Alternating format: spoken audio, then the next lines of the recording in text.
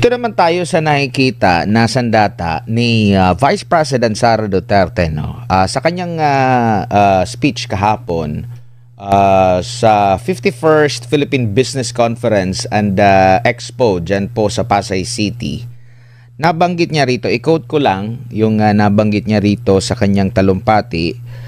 Let us use technological and digital transformation as weapons to close the door where corruption once thrived, unchecked and unpunished. Our readiness for change brought by digital transformation will test our capability and agility in embracing technological evolution. By investing in our people and developing our capacities today, we can strategically take advantage of future opportunities and create a stronger, more resilient and competitive nation. Nakakapagod na po na maging huli dito sa ating rehiyon at sa buong mundo. Nakikita niyo po ba yung digital transformation natin na kaya mabagal dahil alam ng mga nasa likod ng korupsyon na ito'y maaaring makahadlang sa kanilang masamang gawain? Alam mo, Admar, no, to answer to provide my POV, ika nga, no, to provide my POV to this issue. Kumbaga kasi nga another day tayo, Admar. Another day, another Dr. Batu POV. Akala ko POV lang. POV. Point of Batu. Point of Batu. No, POV. POV. Okay? Ang punto ko dito is that we have to understand where the Vice President is coming from. She was mayor of Davao City. Di ba? And as mayor, she understands yung concern ng mga negosyante in terms of providing a climate na magiging magandang takbo ng negosyo. So, paano mo mapapaganda ang takbo ng isang negosyo sa isang syudad? No? Make it easy for businesses to thrive. So, very simple things like registration ng mga business. Papadali mo yung pagre-register, mapadali mo yung pagse-set up ng mga business. Matulungan mo sila in terms of addressing issues related to criminality. For example, kasi syempre, Admar, ikaw ba magtatayo ng isang negosyo sa isang bayan na kung saan hindi ka ligtas? So as a mayor, she understands this. And true enough, I mean, Vice President Sara Duterte, when she was mayor, she was able to improve the economy of Davao City during her tenure as mayor. So, kumbaga, nakikita ito, Admar, ng mga business people kasi may proof of concept na eh. So, ang proof of concept, kagaya ng kanyang ama, ang proof of concept ni Vice President Sara Duterte she was mayor. And indeed, napaganda niya yung economy. Now, syempre, as mayor, naiintindihan niya yung mga tools na kinakailangan para ma-improve yung economic conditions ng isang lugar. Kabilang na dyan yung paggamit ng tamang teknolohiya. Bibigyan kita halimbawa, Admar, ng example. No? Yung sa kaso ng National Expenditure Program. Kung babasahin niyo po yung NEP, Admar, libu-libong pahina yun eh. Napakakapal document noon, libu-libo. You can use artificial intelligence to detect deviations. So halimbawa, no, merong hawak mo yung NEP. On the other hand, hawak mo yung BICAM, yung GAB. You can use AI easily to find discrepancies in these two documents at napakabilis ng response rate niya. Ang bilis ng balik sa atin. In a matter of seconds lang, may resulta ka na agad. Diba? So yan yung application. Not to mention sa kaso ng digitalization, kung saan pagka nawala na yung paper transactions, kasi pag mano-mano, Admar, nakukurap yan eh. Pag may tao na involved sa mga government transactions. Pero kapag yung mga transactions mo digitalized na, kumbaga online lahat, wala nang taong involved, hindi naman magiging zero yung graphing corruption. Eh. Meron pa rin yan, pero mami-minimize siya ng malaki. So naiintindihan yan ni Vice President Sara Duterte kasi she was a mayor and she knows yung pangangailangan ng ganyang klaseng sistema. Kaya ako naniniwala, Admar, if the Vice President should become President one day, I think she would be a transformational president sa pamamagitan ng tamang paggamit ng teknolohiya. Nabanggit ko kanina si Marcos Jr., sabi ko nga kanina, na marami siyang na-miss na pagkakataon. Kasama yung digitalization. Naalala ko nung bagong upo yan si Marcos Jr., meron siyang tinatawag na Build Better More. Ang propaganda nila nung time na yon was that the Build Better More was Build Better More plus digitalization, yun yung more, magiging digital. Eh ano naging, ang na-digital ngayon, corruption, ang digitalized na. Yun ang naging digital na ngayon, yung pagnanakaw. So kumbaga, hindi na-address ni Marcos Jr. yung issue na yan. And I think, no, if Sara Duterte should become the president one day, posible sa 2028 yan, I think she would be the president to actually finally do something na magamit ang teknolohiya para ma-improve ang governance sa ating bansa. No, kagaya nung pag-i-improve niya ng governance, anong siya ay mayor ng Davao City. And sa lahat ng ito, Doc, ano ba ang pinakamabisa? Kasi nakikita ko rin ito sa panahon ni PRRD. Ang kaibahan lang, si PRRD ang may mataas na posisyon.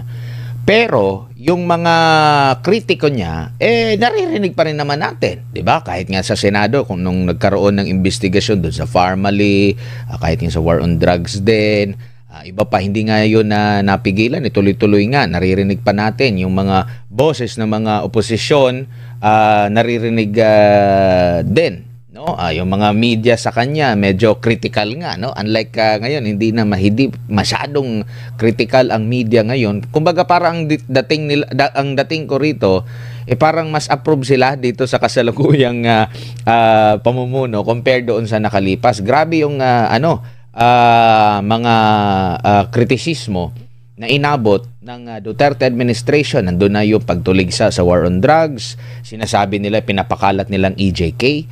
Pero bumaba sa pwesto si dating Pangulong Rodrigo Duterte na napakataas yung grado na ibinigay ng taong bayan sa kabila ng paninira.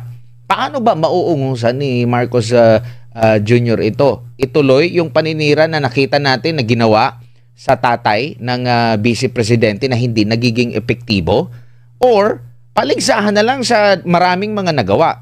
Bilang panghuli, ipakita ko lang yung awareness and trust rating ni BBM mula noong July 2024 hanggang September 2025. Umupo siya, plus 42 yung kanyang net. Pinagsanid na ito, awareness and trust. Hanggang sa umabot siya ng negative 3 noong Marso. Negative 4 April 2025, Mayo, negative 1, nakabawi noong June 2025, tapos noong September 2025, plus 7 yung net niya. Dito naman kay Vice President Sara Duterte, umupo siya, plus, yan, tama. Okay? Yan. Umupo siya ng may 44. 44 ba? Okay. Parang mali yata yung naibigay. Ito, i-send ko ulit yung... Iba yung binabasa mo at Mark doon sa nasa screen. Oo nga Ibang point of view yan. Ibang POV yung binabasa. Oo. Ito. I-send ko ano kasi yon, by age kasi. Itong bagong ipapadala ko. Dito sa bagong ipapadala ko, ipa-flash yan. Umupo si BP Sara ng may 44, plus 44 na net, no? Net rating. Tapos okay, saglit lang, hindi ko nakikita yung comparison. Ito. Ay, saglit lang ha. Pagpasensyahan nyo na kasi yung unang ipinakita natin yung awareness and trust rating ni President. Ito pala. Okay, pasensya na po mga kapartner. Ang dami kasing datos ng SWS dito. Ito yung pinaka-latest. Okay? Dito sa comparison naman natin kay VP Sara, ang kanyang pag-upo niya, plus 45 siya sa kanyang awareness and trust rating. Okay? Pinagsanib. Napunta siya sa plus 29 noong September 2024. Pinakamababa niya ata is January 2025, plus 19. Never siyang nag-negative. Never. Never siyang nag-negative. Okay? Tandaan natin ha, pinagsanib na ito na awareness and trust. Tapos, umabot siya ngayon ng plus 25 na mas mataas compare nga dito kay President Bongbong Marcos na plus 7. Doc, balikan ko. Ano na kumbaga parang nasubukan na ito sa panahon ni dating Pangulong Rodrigo Duterte na panay yung mga paninira. Hindi nag-ano sa kanya, hindi nag-reflect sa kanya kasi iba ang nararamdaman ng taong bayan. Yung mga ipinangako, naramdaman nila na address. Well, kung talaga namang ipinangako sa iyo at natupad, bibigyan mo talaga siya ng maganda-gandang grado. Ngayon naman, nabaliktad lang, dito si Vice President yung tinutulig sa ngayon, marami mga isyong ipinupukol sa kanya, yet, siya yung may mataas na grado at dito sa kay President Marcos, bumabagsak, no? Umabot pa nga sa nag-negative pa nga siya. So, paano kung magiging epektibo pa ba yung mga paninira ngayon? Even before pa naging presidente si PRRD. Grabe na yung paninira sa kanya, yung sa Davao Death Squad naungkat ulit, 'di ba? Led by Senator Leila de Lima, Justice Secretary de Lima during that time. Pero still nandun pa rin. So kumbaga parang wake up call na ba ito sa lahat ng mga kritiko na hindi yan sa paninira? Siguro dati nagiging epektibo ito sa mga kalaban sa politika. Doon, napupurahan din minsan si VP Sara, pero sa ngayon parang hindi na nagiging epektibo yung mga black propaganda kasi ang pag-appreciate na ng taong bayan ngayon is yung nararamdaman nila, yung service mismo ng taong bayan. Doc? Wala kasi silang ibang maipukol at mare kung di yung issue ng confidential fund, no? Pilit nilang nire-recycle yung issue na yan against the Vice President. And makikita naman natin that the public is not buying it. No? Makita natin na they're reviving this issue again. No? To the point na even yung kaso Admar ng Pharmally, they're trying to revive these issues na 5 or 6 years ago. Na kung saan na may mga mas urgent na issues tayong dapat natingnan kagaya ng sa flood control project.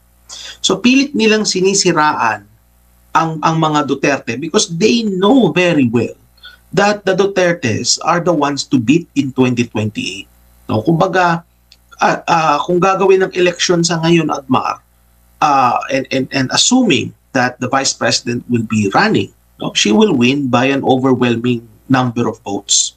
So, they know this, no, and that is why lahat ng klaseng paninira, and believe me, Admar, come February of next year, re-revive na naman nila yung impeachment.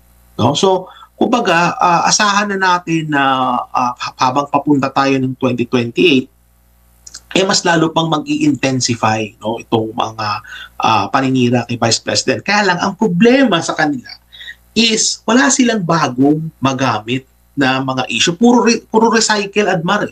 Walang bago. Bakit? Because we saw how the Vice President operates.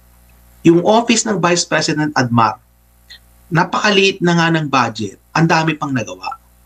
Pinapyasan pa nila lalo ng budget. For 2026, pinapyasan pa nila ng budget. But yet, makikita natin na during crisis situations, the Vice President is already have things in place. So, kumbaga, kita na ng tao kung sino yung decisive na leader dito. Hindi ba? So, with very little resources, what we saw was the Vice President being the decisive leader. No, dapat yung decisiveness na yan. Yun ang meron si President Marcos Jr. pero wala. Kaya no surprise, no, we see the numbers ni Marcos Jr. are in the negative territory. Well, that is because of his own doing. Siya ang may kagagawan yan, Admar. Hindi yan kagagawan ng mga naninira kay Marcos Jr. No. The negative numbers that we see with Marcos Jr., that is a result of his own doing. In contrast, yung kay Vice President Sara Duterte, yung medyo pagbaba ng numbers niya, that is not a result of her own doing, but that is a result of black propaganda against her. Yung black propaganda nila, low quality pa. Kasi nga, recycle na lang sila ng recycle ng issue. Wala silang maisip na bago. Tsaka siguro naiintindihan na rin nila, halimbawa sa confidential fund, kaya nga confidential eh. 'Di ba? Tsaka nabanggit din niya mismo, kaya hindi lang na masyadong ini-explain kasi nga ongoing, meron pang buhay pa rin yung yung impeachment 'di ba? Tapos nabanggit niya na baka ma-compromise yung national security natin. Kasi 'di ba? Yan din naman yung ginagawa ng ibang mga ahensya ng gobyerno. Yan ginagawa ng militar sa kanila intelligence fund. Same lang yan sa confidential fund. And come to think of it, bakit ang vice presidente lang? Talagang yun lang talaga ang merong dito sa Office of the President. Paano naman nila ginawa? Kasi bakit nila hindi kinumpara yung paggamit ng confidential fund ng OP dito sa Vice President? Halimbawa, kung merong mga good practices, bakit hindi nila ipinakita? 'Di ba na tingnan mo yung Office of the President, ganito yung ginamit nila, talagang tunay na pangalan nga ba? Or bakit wala kasi tayong hindi nga siya kinumpara, 'di ba? Sa ibang mga halimbawa sa DND at DILG, meron din yan silang confidential fund. Kaya naiintindihan na siguro, nakikita mo ba, Doc, na puro paninira lang. Tama din naman yung punto kasi confidential nga. Hindi mo nga dapat banggitin, at kung may magtitimbre sa'yo na magsusumbong sa'yo, sino pa yung magsusumbong kung mababanggit din yung mismong pangalan niya, magtitimbre, di ba? Nabanggit din ni BP Sara na ang pinagamitan din ng confidential fund ay doon sa investigasyon, doon sa laptop deal na found out nila na sangkot daw itong si Elizalde Co, no, ng Ako Bicol. Maliban pa dyan yung paglaban niya doon sa mga CPP, NPA, NDF na yun ang kumu-question sa mahabang panahon, kahit noon pa, kahit hindi pa nung Duterte administration, noon pa, ayaw na nila dyan sa confidential, sa intelligence fund, kasi banat din sa kanila yan, Doc. Alam mo, Admar, after everything has been said and done, dapat magpasalamat tayo kay kung sino man si Mary Grace Piatos. You know, because kung sino ka man, Mary Grace Piatos, no, natulungan mo na maisalba yung ating mga kabataan na ma-recruit ng CPP, NPA, NDF. No, it boils down to that. No, na nakatulong kung sino ka man na maisalba ang buhay ng mga kabataan. Yan yung hindi nakikita ng mga kritiko ni Vice President Duterte. Kumbaga kasi, Admar, talagang anti-Duterte lang sila. Kahit na ilugmok nila ang bansa sa kahirapan, basta hindi umupo ang isang Duterte, ayos sa kanila yun. Kasi hoda na maraming ma-recruit na estudyante ang mga teroristang grupo as long as hindi maupo ang isang Duterte. Ganon kawalang puso itong mga ito, Admar. I mean, I could have said more choice words. Kaya lang baka matanggal tayo sa ere. No? But the thing is, kung sino ka man, Mary Grace Piatos, no? Kaming mga kababayan mo, mga Pilipino, nasa loob ng bansa, sa labas ng bansa, kami nagpapasalamat kung sino ka man. Kasi ang laki na naging ambag mo para ma-save itong mga kabataan ito from harm. Kaya naiintindihan namin, no? The people understand, Admar, yung kahalagahan ng pagkikip ng integrity ng proseso sa confidential funds. At yan yung nakikita natin nung congressional hearings nung nagdaang taon, na kung saan napilit ng mga makakaliwang grupo, ng mga makabayan bloc, na i-reveal kung sino-sino itong mga asset na ito. Pilit nilang gusto nilang ma-unravel to eh. Bakit? Kasi nga ma-expose kung sino-sino yung mga asset, no, ng ating ikalawang Pangulo. Now, selective din sila. Kasi kung ikukumpara mo, Admar, yung confidential funds ng presidente, it goes into the billions. No, pinag-uusapan natin 125 million. Magkano ang confidential funds ng presidente? That is, I mean, they're making a mountain out of a hill. I think it was said by somebody else. No?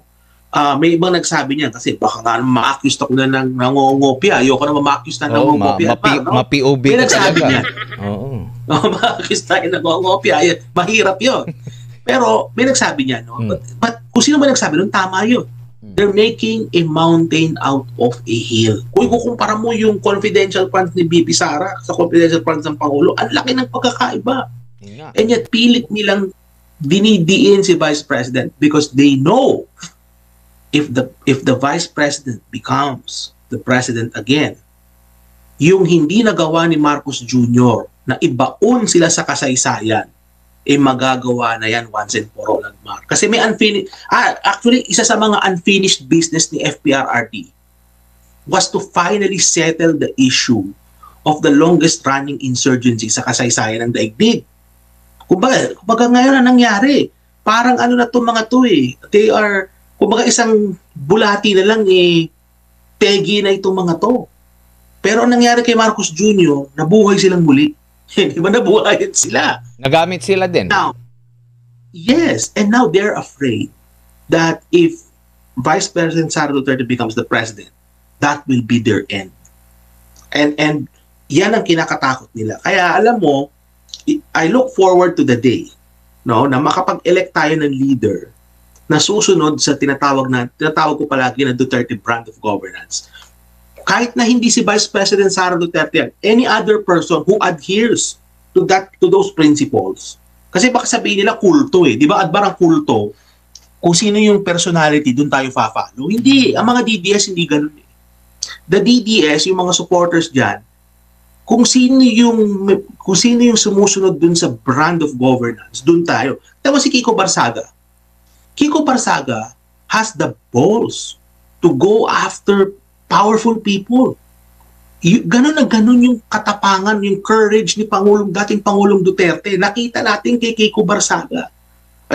Is Kiko Barsaga a perfect replica of FPRD? No, I don't think so. Nepo baby yan si Kiko Barsaga. I mean, he's a product of a political dynasty, which by the way, personally, I know their family kasi matagal akong professor sa La Salle Dasmariñas.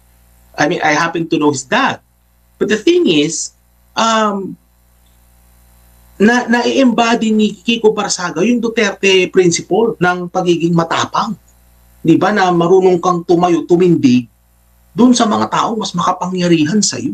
At yun ang nakikita ng tao. Kaya pakita nyo, people are supporting Kiko Barsaga. So, kumbaga kung sino man niyang papalit and that person follows the Duterte brand of governance, yung principles of governance, I think kung sino man yan, that would spell the end of this rebellion sa ating bansa. So, mapupuksa na sila once and for all. Kaya takot talaga sila, Admiral. They're really afraid na may isang Duterte na naman na umupo dyan kasi that would be, kumbaga may kasabihan, that would be the final nail dun sa coffin na kung saan nandun sila. Kaya nga, kumbaga, kung gusto mong pataubin yung Duterte brand, it's either pwede mong kopyahin o higitan pa.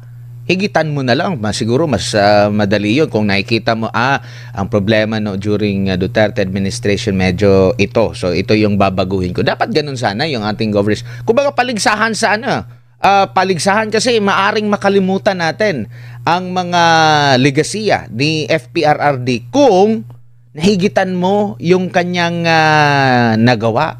Bakit yung mga comparison natin sa mga nakalipas na administration, tila nalilimutan natin at tumatatak talaga yung nabanggit mo na Duterte brand? Kasi mayroong comparison yung taong bayan na during that time, ito yung hindi nagawa ng dating administration, bakit nagawa ni dating Pangulong Rodrigo Duterte? No? Tapos ngayon, na-compare nila, ito yung nagawa ni bakit parang paurong ata tayo? Bakit parang hindi na nagagawa ito? Bakit parang walang takot na yung mga kriminal ngayon in broad daylight na ang mga krimen ngayon? Bakit parang walang simpatya? Parang walang dating? Bakit bigla na lang kumakaway kahit walang kumakaway sa kanya? Bakit walang gravitas yung mga anong natin ngayon? Yung mga tawag nito, mga namumuno sa atin? Bakit nakukompare? Pero kung gusto mong pataubin in a nice way talaga, higitan mo na lang yung kanyang na-establish na ligasiya kaysa doon sa black propaganda kasi pang ano yun parang hindi kayang pataubin ng ganun, lalo na sa panahon ngayon na kung masasatisfied yung taong bayan sa pamumuno ng isang individual, babalik at babalik yan. Lagi yang, oy, bakit si ano nagawa ito? Ay, ikukumpara ka agad. Hindi mo maiiwasan yan, Doc. Alam mo kasi, Admar, naranasan na ng tao eh. Naramdaman nila yung Duterte brand. And they know the difference. Kaya, alam mo sa palagay ko, mahihirapan kung sino talaga yung after sumunod kay FPRRD na sundin kung ano man yung mga nagawa o higitan. Because mahirap sundan eh si FPRRD dahil masyadong magaling. Ginalingan masyado ni FPRRD. To the point na yung mga susunod sa kanya, I think it would be a challenge to actually have greater achievements than him in a way. Kita natin yan sa approval rating, Admar, di ba? When former President Duterte left office, sa kasaysayan, siya may pinakamataas na approval rating of any president. Tsaka, so, kumbaga, his is a tough act to follow, mahirap sundan. Tsaka kahit diba? Si VP Sara, kung siya man yung papalit, kahit na Duterte yung kanyang apelido, hindi mo maiiwasan maikumpara pa rin yan. Yes, at baka mag-conclude din yung iba talaga yung ama sa anak. Ibang nilalang itong kahit na magkamag-anak sila, ibang klase yung pamumuno. Kahit sino, hindi yan kumbaga para sa mga kamag-anak. Yes, siguro may isip ng mga botante na siguro ito, pero maikukumpara pa rin yan. Mas magaling yung ama. Mas magaling yung anak. 'Di ba? Parang gano, like kagaya sa ano ngayon, comparison ng anak doon sa tatay din, 'di ba? Ng kasalukuyang presidente na ikukumpara siya. Nababanggit mas okay pa yung sa tatay niya, sa panahon ng tatay niya. Wala akong naririnig na mas okay yung sa kasalukuyan. Pero at least nakakausap niya yung tatay niya. Oh, yes. Alam mo, Admar, no? Backtrack lang tayo ng konti. Sino bang mga grupo ngayon ang power base ni Marcos Jr.? Yung pinanggagalingan niya ng suporta. So, nandyan yung mga kakamping, yung mga dilawan. Nandyan yung mga makakaliwa. And then, syempre, nandyan yung mga Marcos loyalist. Yung mga DDS, tsaka yung mga nag-iisip ng tama, yung mga critical thinkers, wala na dun sa grupo nila. Wala na. So, tatlo lang yan. At itong tatlong ito, they're really afraid of a Duterte presidency. You know why? Sa mga Marcos, there is a good chance na babalikan sila. So, halimbawa, yung mga nakaw na yaman ng tatay, hahabulin yan. No? So, sa ngayon, parang na-pause yan eh. Actually, the Duterte, the father, was nice to them. Pinalibing pa nga sa libingan ng mga bayani. Ay anong isinukli nila sa ginawa? Pinadala sa The Hague, si dating Pangulong Duterte. So I think there's a very good chance na babalikan sila. Doon naman sa mga makakaliwa, alam na natin yung nangyari. No? Na-mention na natin yan na babalikan talaga sila. No? Kasi unfinished business yan eh. Doon naman sa mga kakamping, no? Ayaw din nila yan kasi nga tandaan nyo yung Hacienda Luisita. May issue dyan.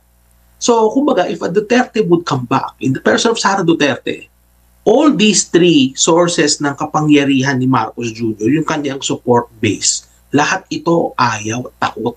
Diba? So, I won't be surprised. Mula ngayon hanggang 2028, magiging mas matindi ng patinding paninira. And believe me, baka may mga storya pa dyan na mga walang katotohanan, na parang talagang purong black propaganda lang para mawala ang kumpiyansa ng tao kay Vice President Sara Duterte. But it seems to me that the Vice President, the more na inaatake siya, the more na siya lumalakas. Yun yung nakikita ko. The more na pinupukol siya ng mga issue, the more na tinitira siya, the more na lumalakas yung suporta kay Vice President Sara Duterte. So, I think, no, if the elections are held today, I mean, sigurado na tayo, we will have Sara Duterte as the next president of the country. So, tutuloy-tuloy lang yan, and hopefully, no, itong 3 taon na darating, Admar, mabilis na lang to, no, kay Marcos Jr. Parang dumaan lang, parang walang nangyari, Admar, no, kay Marcos Jr. Parang dumaan lang yung kanyang parang kay Pinoy noon, parang dumaan lang. Ganun yung nakikita natin ngayon. Walang